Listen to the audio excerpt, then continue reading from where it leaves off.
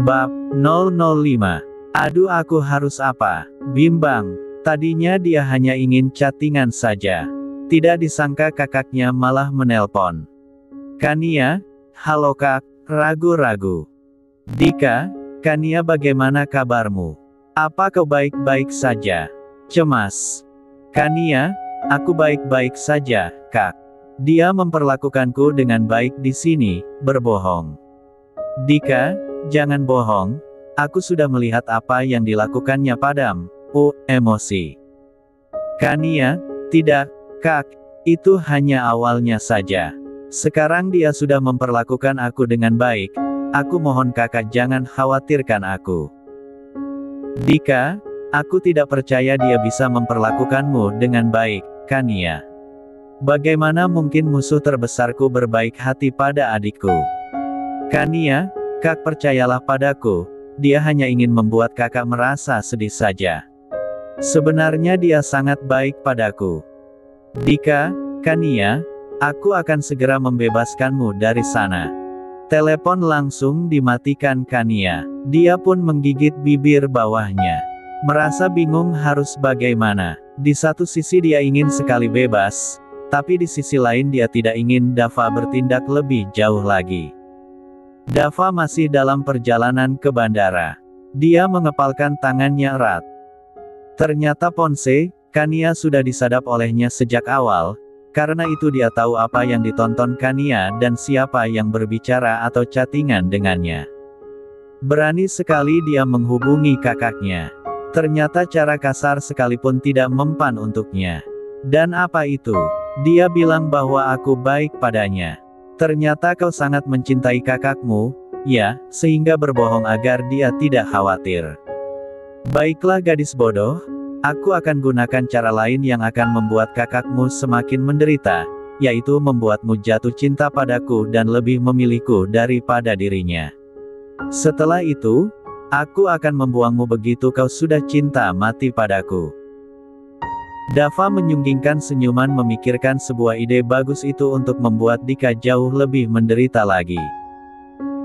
Dia tidak melakukan perjalanan bisnis di luar negeri melainkan mengunjungi orang tuanya yang sejak 10 tahun terakhir memilih menetap di sana.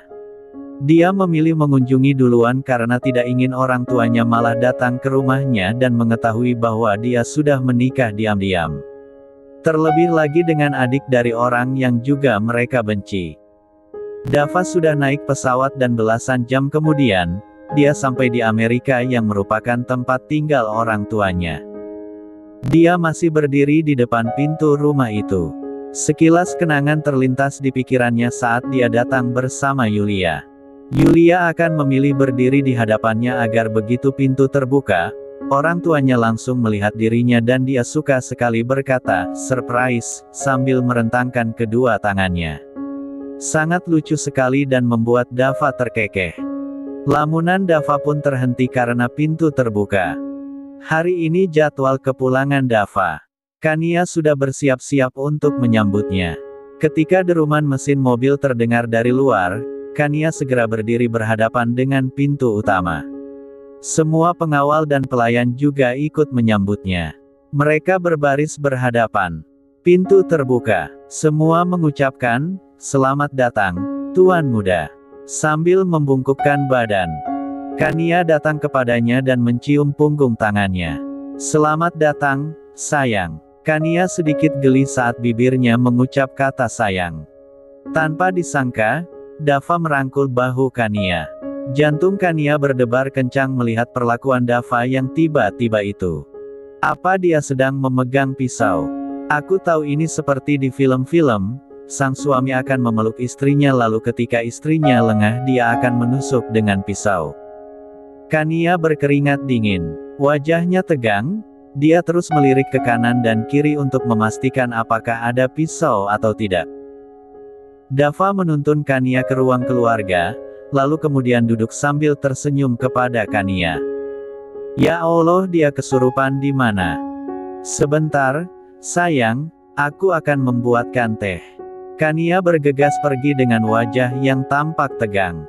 Tak berselang lama, teh pun datang. "Terima kasih, sayang." Dava tersenyum. Apa ini? Sayang, katanya. Apakah kepalanya terbentur saat berada di luar negeri? Kania memaksakan senyumannya. Kania, kata yang keluar dari bibir Dava membuat tubuh Kania kaku. Benarkah barusan dia menyebut namaku?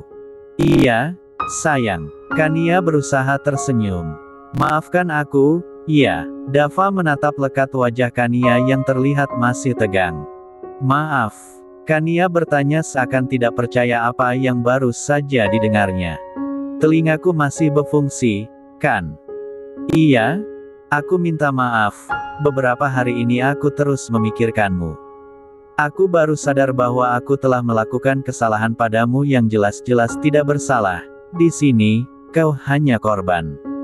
Dava membelai rambut panjang Kania.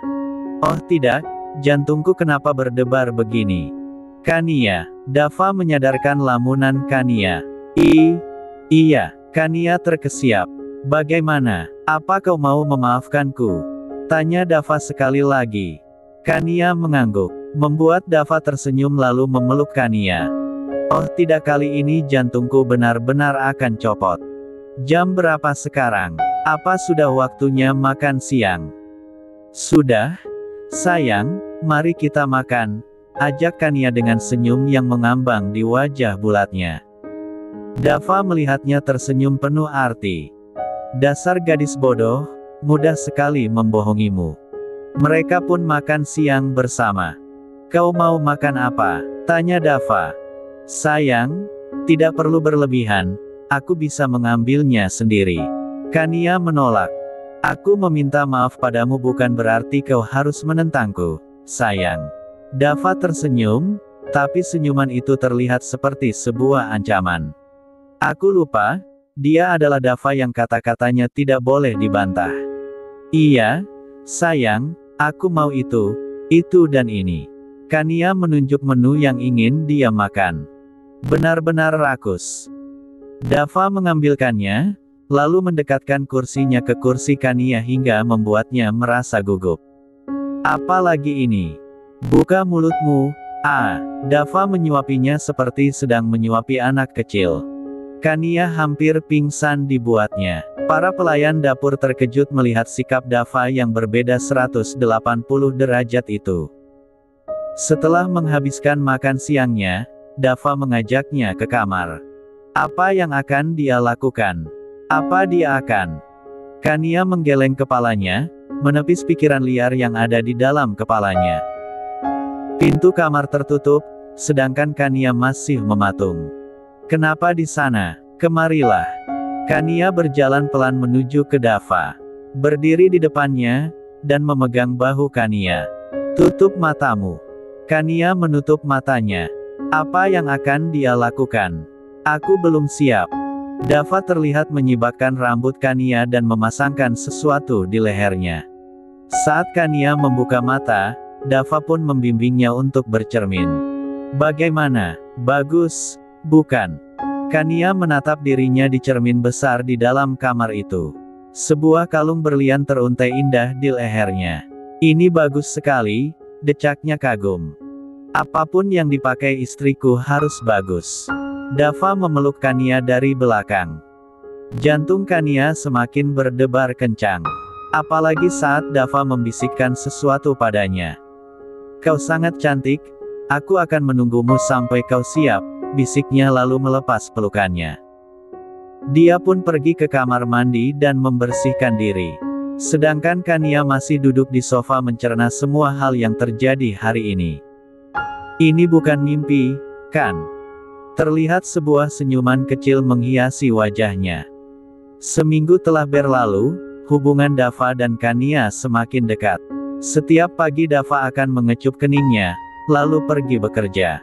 Sepulang bekerja Dava akan memeluk dirinya. Rutinitas ini menjadi sebuah kebiasaan bagi Kania.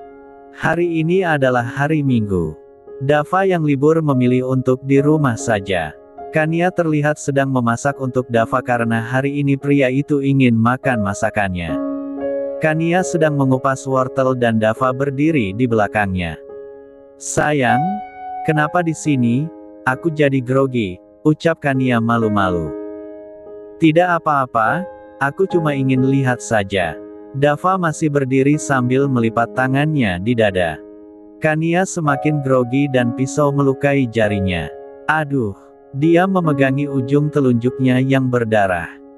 Dava dengan sigap menghisap telunjuk Kania untuk menghentikan darahnya. Kania sampai kaget dengan apa yang dilakukan Dava. Apa yang dia lakukan? Bukannya dia sangat jijik dengan darahku, dan kenapa wajahnya semakin terlihat tampan? Kenapa aku jadi deg-degaan begini? Ayo biar aku obati. Lucy perintahkan koki untuk melanjutkan masakan nona muda dan bawakan kotak P3K. Baik, Tuan. Lucy segera memerintahkan seorang koki untuk melanjutkan masakan Kania dan mengambil kotak P3K. Dava pun membimbing Kania duduk di ruang keluarga. Dia membuka kotak P3K yang telah dibawa Lucy. Dengan cekatan, dia mulai mengobati luka di jari Kania. Lalu menempelkan sebuah plester ke jarinya. Setelah selesai, Dava mengecup jari yang sudah diobati tadi hingga membuat Kania terpana melihatnya. Oh tidak, kenapa matanya begitu indah, bibirnya begitu menggoda, dan sikapnya begitu manis. Semanis coklat. Kau baik-baik saja, kan? Dava melihat Kania terdiam cukup lama.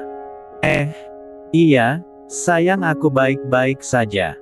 Kenapa kau terus memandangiku seperti itu? Dava menatap Kania dengan tatapan yang teduh. Tidak, sayang. Kania menunduk karena malu. Hei, kenapa menunduk? Dava mengangkat dagu Kania dengan tangannya hingga membuat jantung Kania semakin berdebar. Aduh, kenapa sedekat ini? Nafasku bau tidak? Iya. Sayang, kau tidak apa-apa, kan? Tanya Dava lagi. Tidak apa-apa, sayang. Kania menyandarkan tubuhnya ke sofa agar tidak terlalu dekat dengan Dava. Kania, apa aku boleh bicara sesuatu kepadamu? Dava menatap serius. Bicara apa? Penasaran. Bolehkah aku? Dava mendekatkan bibirnya ke bibir Kania. Apa ini? Dia akan menciumku. Semoga nafasku tidak bau. Kania memicingkan mata, dan membuat Dava menghentikan pergerakannya saat bibirnya sudah berada 1 centi dari bibir Kania. Dava menjauhkan wajahnya. Kau masih belum siap. Dava menatap sambil tersenyum. Aku belum pernah melakukannya. Kania kembali menunduk malu. Apa, kau bercanda, kan? Dava tertawa kecil. Namun Kania hanya diam saja dan menatap Dava dengan serius. Kau tidak bercanda, kau serius. Kania mengangguk. Bagaimana mungkin untuk berciuman saja kau tidak pernah melakukannya? Dava tertawa. Membuat seisi rumah itu spot jantung karena ini pertama kalinya tuan mereka tertawa setelah kematian Yulia. Kania menjadi malu. Dia menunduk dengan pipi semerah tomat. Ceritakan pengalaman cintamu, nona muda, aku akan mendengarkan. Tidak ada. Aku tidak punya pengalaman cinta. Kania menggeleng pelan. Kenapa? Aku tidak pernah berpacaran atau berkencan karena kakakku menjagaku sangat ketat. Sejak kecil, aku selalu dijaga pengawal, makanya tidak ada yang pernah mendekatiku karena takut. Kania melihat ke arah Dava yang terlihat heran dan seakan tidak percaya. Dava masih menatap Kania. Kakakmu sangat menyayangimu rupanya. Tapi aku masih belum bisa memaafkan kakakmu, ucap Dava dengan wajah sedikit tidak suka. Aku mengerti. Kania menggenggam tangan Dava. Apa yang kau rasakan saat ini? Aku merasa senang karena perlakuan baikmu padaku. Selain itu, Kania seperti memikirkan sesuatu, namun tak mengungkapkannya. Dia hanya menggeleng pelan penuh keraguan. Tidakkah kau menyukaiku? Pertanyaan Dava kini membuat Kania semakin gugup. Tidak perlu menjawab, aku akan menunggumu sampai kau membuka hatimu untukku. Karena aku juga sudah mulai menyukaimu. Dava tersenyum. Apa katanya? Dia menyukaiku. Apa aku salah dengar? Dia menyukaiku.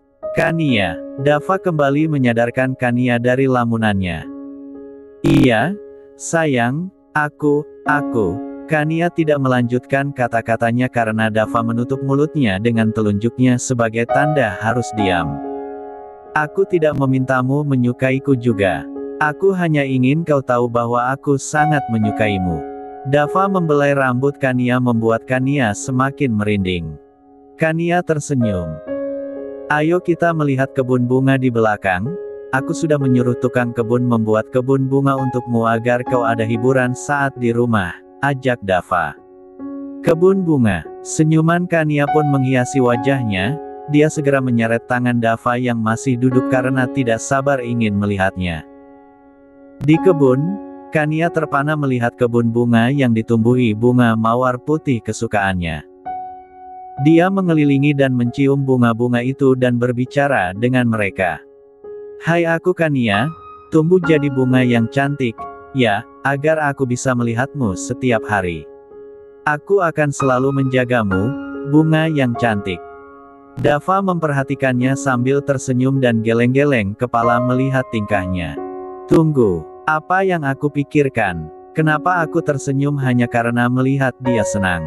Sadarlah Dava, misimu adalah menghancurkan hidupnya. Setelah puas berbicara dengan bunga, Kania pun kembali ke Dava. Dia menghambur memeluknya sambil mengucapkan terima kasih. Dava yang semula kaku, kini juga membalas pelukannya. Ayo kita duduk dan melihat-lihat taman ini, ajak Dava. Ayo, seru Kania penuh semangat. Mereka duduk di bangku taman itu sambil menunggu makan siang. Kenapa kau sangat menyukai bunga mawar putih? Tanya Dava karena Kania sejak tadi terus memandangi kebun barunya. Wanginya, bentuknya dan durinya aku suka. Apa kita perlu membuat kebun di balkon kamar? Tanya Dava serius. Aku rasa dia akan lebih senang berada di sini, di tempat luas ini, di mana dia bisa tumbuh. Apakah putih adalah warna kesukaanmu?